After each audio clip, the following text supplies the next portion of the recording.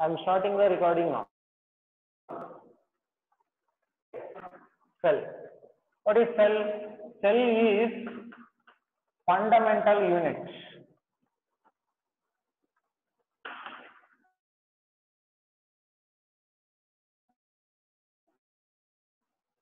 of life.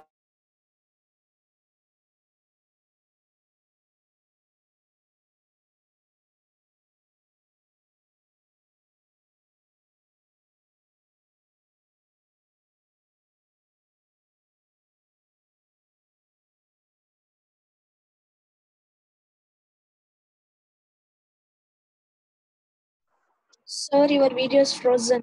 Sir, your video is paused. Yeah. Now it came. It came now, right? Yeah, sir. Yes, sir. Yeah.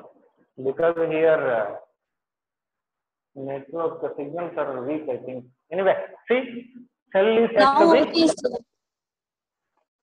Yes. Cell is said to be fundamental unit of life. What is a fundamental unit means? Cell is fundamental for structure and function. Cell is said to be structural unit and functional unit of life. What is life? Life is a process of living. Living condition is called life. What is living condition? We may see many living organisms along with non-living things. How can we differentiate living things and non-living things? Living things have some specific properties. Okay, like what are the living properties? Living things have a property of nutrition. They carry out metabolism. They carry out reproduction. They will respond to stimuli. They have growth. They have a property of what? Expression of a character. Okay, like that, living organisms have some living properties. If that member is performing the living properties, then it is said to be a living organism, and that is said to be life form. Okay, whereas non-living things do not have these characters like metabolism, growth, response to stimulus. Okay, non-living things do not exhibit reproduction. So living things are separate, non-living things are separate. That living things have fundamental unit called cell. That cell is a fundamental unit of structure. Fundamental unit of structure. Why cell is considered as a fundamental unit of structure means, if you take a living organisms, organisms are divided into different types. Organisms, especially living organisms, are divided into unicellular organisms and multicellular organisms. Unicellular organisms, in biological classification, we will know about these forms in detail. Unicellular organisms are very simple form. They have single cell. Multicellular organisms have complex form which have many cells. Just to differentiate them, take an example. A bacterium. Bacteria is a microscopic structure, or it is a microorganism which we cannot see with naked eye. To observe that bacterium, we need a microscope. So that bacteria is a simple form, simplest form we can say. Okay. So bacteria are microscopic structure which cannot be seen by naked eye. That bacteria also have cellular form. That is a simple form. Multicellular organisms are there which are formed of many cells. Like some animals are there, plants are there, human beings are there. So all living organisms must and should possess this cell as a fundamental unit. Structural unit. In unicellular organism, single cell acts as a living organism. A single cell itself acts as a complete member. In multicellular organism, many cells are grouped. As many cells are grouped, there is formation of different tissues. Group of cells is called as a tissue, you know. Tissues are grouped to give organs. Hand is an organ. Like that, organs are formed. If organs are grouped, then it will form organ system. Like plants have organ system. If organ systems are totally gathered or grouped, then it is called as organism level. Organism level we can see in animals. In biological classification and that living world biological classification will come across this again. Simply, what is structural unit means? A cell is responsible for formation of the structure of a living organism. Whether it is an unicellular organism or a multicellular organism, the structure of living organism is made up of cells. In single cell organism, a single cell acts as a living organism. In multicellular organism, group of cells act as a complete organism or a complete individual. So that is said to be a structural unit. And cell is said to be a functional unit of life. Why is this called functional unit? What are the functions of life? All living organisms exhibit some properties. What are the properties exhibited by living organisms? Just now I told you. Living organisms exhibit properties like metabolism, growth, development, response to stimulus, like that. There are some characteristics. For every or any property of living organism, each and every property is taking place at cellular level. Metabolism is there, taking place at cellular level. Growth is there, taking place at cellular level. Reproduction takes place with the help of cells at cellular level only. So, every property of living organism is carried at this cellular level only. So, these many living organisms are there which are made up of cells, and that cells are responsible for all living properties.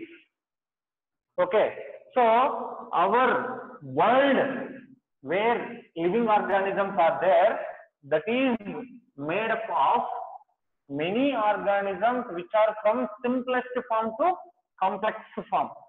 Simplest form of cells or simplest form of living organisms are unicellular or single cell organisms which have only one cell like bacteria, and multicellular organisms are there which are made up of many cells.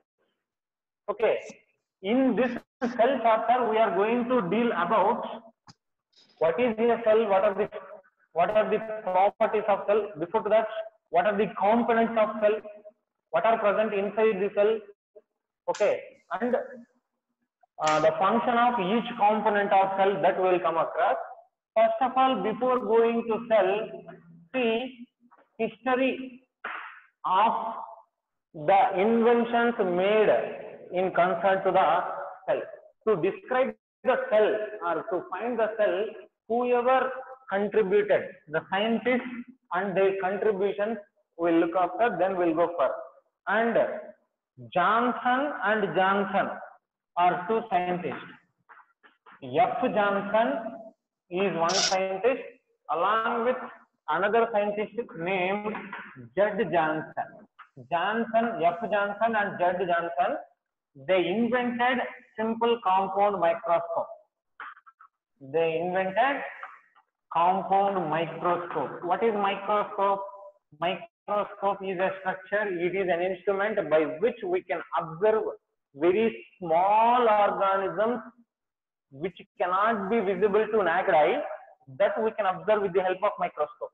Bacteria are invisible to naked eye, but with the help of microscope we can observe them. The first useful compound microscope was first observed or invented by F. Johnson and Judd Johnson. Next scientist, Robert Hooke. Robert Hooke is a scientist who observed cells at first. He is the scientist. He discovered the cell. He discovered cell at first. He discovered the cell. That too, non-living cell first he discovered. Non-living cell first he discovered in cork of quercus tree. In the cork tissue. Cork means in plant anatomy will come across. Cork means plant. If you take a stem is again divided into different tissues like epidermis, cortex, xylem, phloem. In lower sections you might study xylem, phloem, like that. Like that there is a tissue called as cork tissue. In cork tissue of quercus tree, he identified first non-living cell. Non-living cell he identified in cork, quercus tree, and he coined that as cell. And coined that non-living cell as cell or cellula. The non-living cell, what he observed in quercus tree, he coined that as cell or cellula. Same scientist Robert Hooke, then he discovered the cells in a book named Microphagia. Whatever he found, his findings were described in book called Microphagia. He wrote a book called Microphagia. In that book Microphagia, he explained all the findings what he did. That is a scientist called Hooke. Then another scientist, Anton van Leeuwenhoek.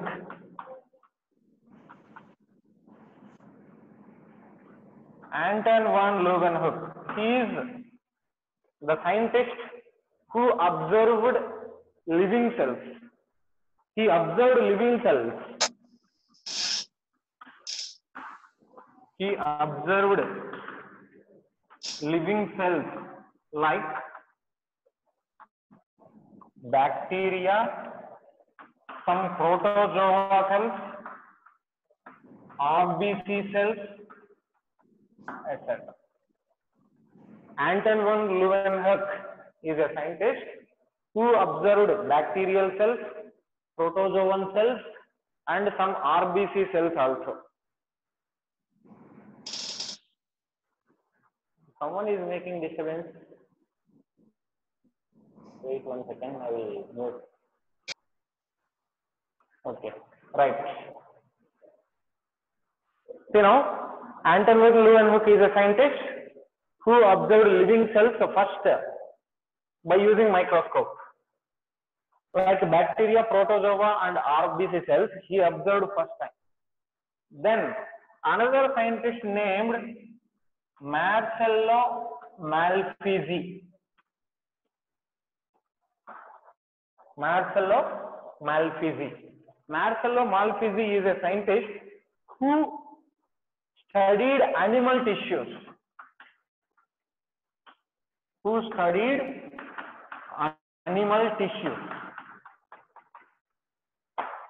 He studied about animal tissues. Okay. And another scientist is there, Nehemiah Groves.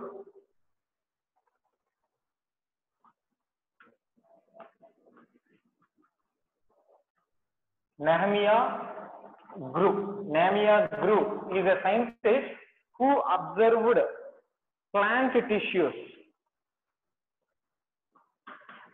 he studied plant tissues for the first time, and Nemia grew. When he studied plant tissues, he said that plant tissues laid foundation for the development of higher level,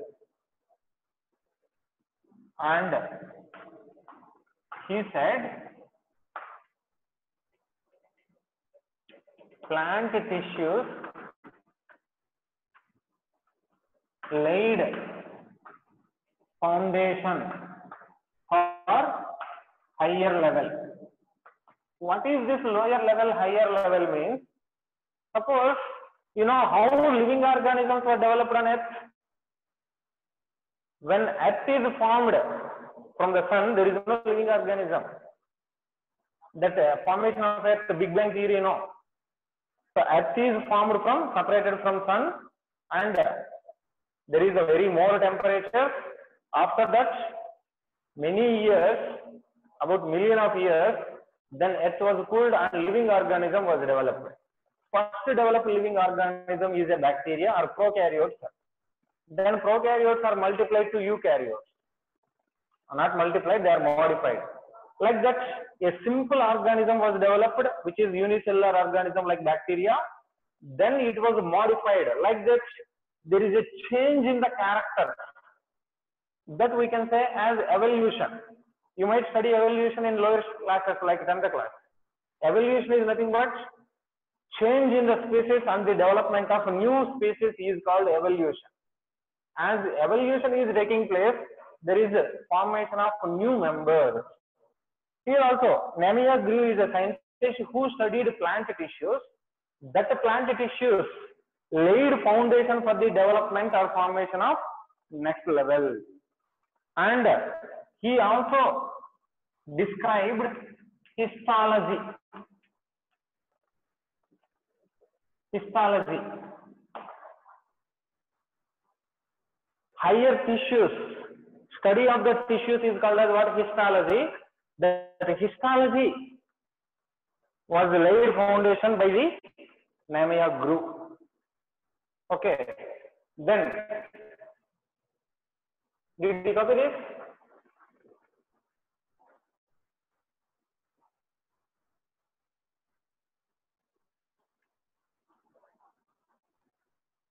Anyone please respond? Did you copy? Yes, sir. Completed, sir. Oh, completed. Okay.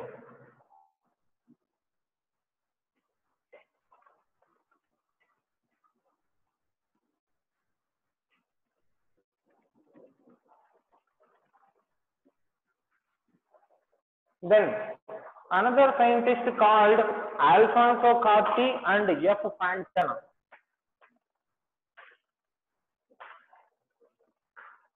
Alfonso Corti and F. Fontana. Corti and Fontana. These are two scientists who observed living matter in the cell. These two scientists observed living matter. Living matter means inside the cell there is presence of many parts. You know, cells have plasma membrane. Inside that nucleus is there, and cytoplasm is there. Very important property. The protoplasm, what is present inside the cell, that is called as living matter. That living matter was first observed by the Corti and Fontana, but they didn't name that as protoplasm. Next, Fontana alone, the same scientist, Fontana alone, he observed or discovered nucleolus.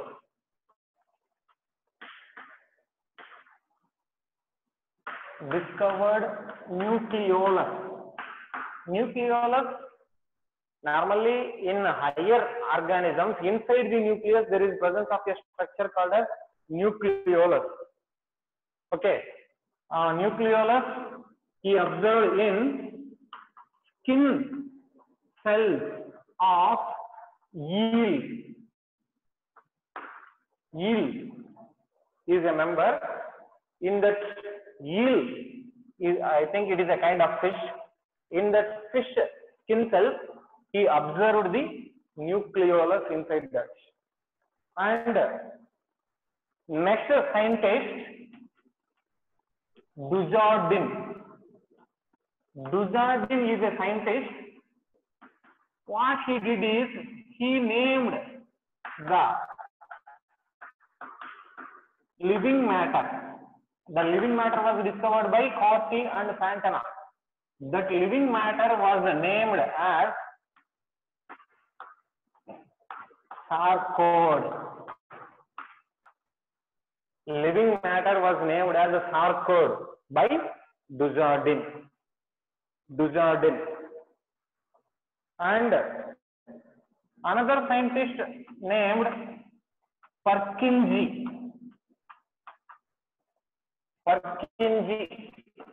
He coined protoplasm. Same. Before the coining of protoplasm is nothing but living matter. This protoplasm was coined by Purkinje. Before the term this protoplasm, same living matter is being called as sarcode. That sarcode is coined by Dujardin. Before to that, there is no name to the living matter, Purkinje. Okay. Then, yes. Sir, Purkinje discovered neurons, Purkinje fiber, that only discovered, no sir? That neuron, same scientist. Along with that discovery, he discovered protoplasm also. He named the term protoplasm. Okay, sir. Same scientist only. Okay. Then another scientist named Hertwig. Hertwig proposed protoplasm theory.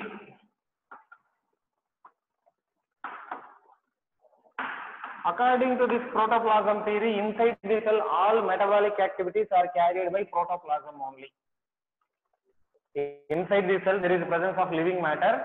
That living matter is responsible for all characters. Inside the cell, that living matter, what we call protoplasm, this protoplasm is only responsible for every function of the cell. That is given by Hertwig. Okay. See, these are some scientists who contributed for the discovery of cell and cellular properties. Hertwig proposed the protoplasm theory. All living organisms are made up of this protoplasm.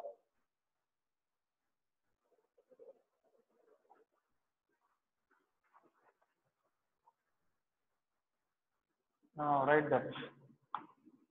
All living organisms composed of protoplasm. That protoplasm is a fundamental unit. Here protoplasm is different, protoplast is different. That name also you can write. Hansteen. Hansteen is a scientist who proposed protoplast. What is protoplast means? Entire cell without cell wall. Without cell wall, entire cell is called protoplast. Suppose if you take plant cells have cell wall. Animal cell do not have cell wall. In a plant cell, there is presence of a cell wall. Means cell wall is the outermost structure in plant cell. Inside that cell wall, there is presence of plasma membrane. Inside that, cytoplasm or this protoplasm is present along with the nucleus and all organelles. Chloroplast, mitochondria, ribosomes, vacuoles. You might study already in lower sessions. So that is what is the protoplast means? Except this cell wall, totally it is called as a protoplast. Protoplast means including cell membrane and all protoplasm. That is called protoplast.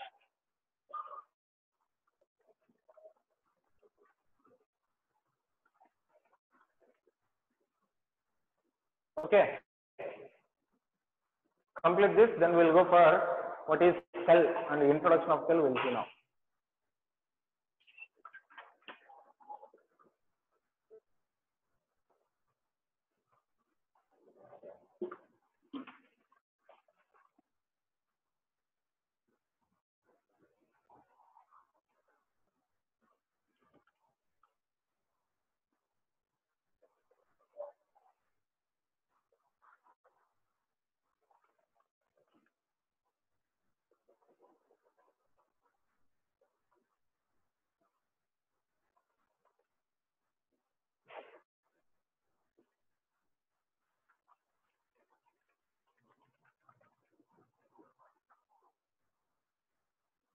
Okay, is it complete?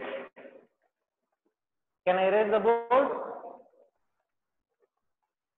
Yeah, sir. Okay, right.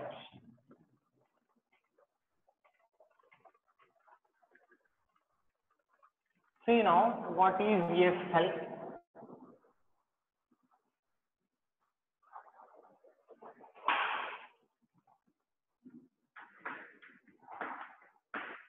Cell is defined as fundamental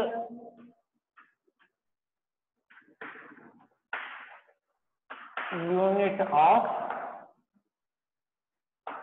structure and function. Cell is defined as a fundamental unit of structure and function. Just now I explained you. Why cell is a fundamental unit of structure? All the living organisms have a fundamental unit called as a cell, because a cell is responsible for formation of unicellular organisms or the tissues or the body of multicellular organisms. Everything is made with cell only. Every living organism or any living form is made with cell. So it is fundamental unit of structure. It is fundamental unit of function, because all living properties are maintained by cells only. And living things are made up of this small units called as cells. All living things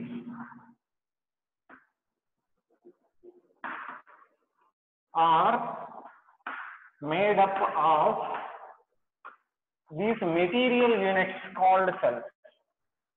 Material units called cells. Any living thing is made up of cell. Okay. But suppose, take an example. A plant is there. The plant is living. When the plant is living, it has some parts like stem, leaf, like that. When the plant is living, the cell is said to be living.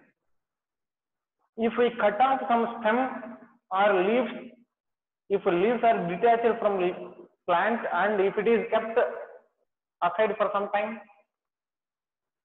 what will happen? The leaf cells which are present in leaf of plant or stem of plant may die. That is a dead tissue. Dead tissue also have cells.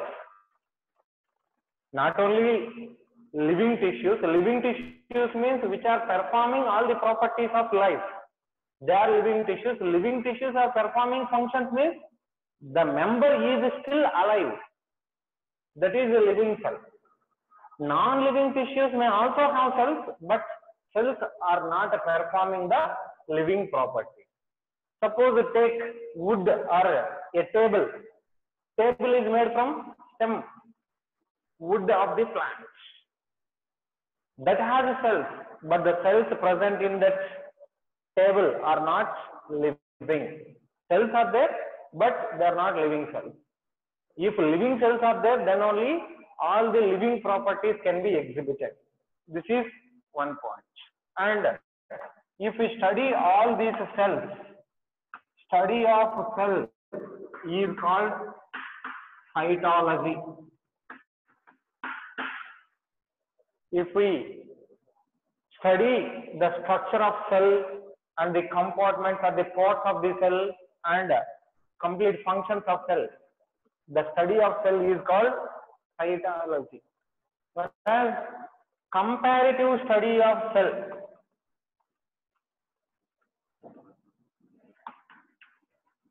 comparative study of cell.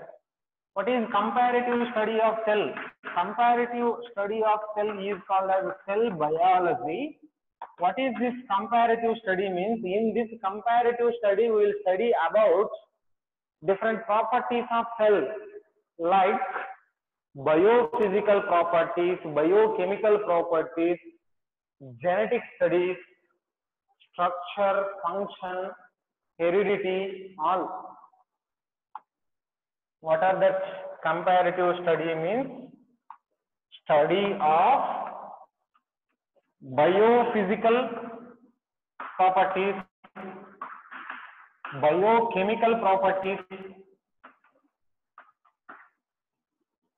biophysical means how that cell is organized.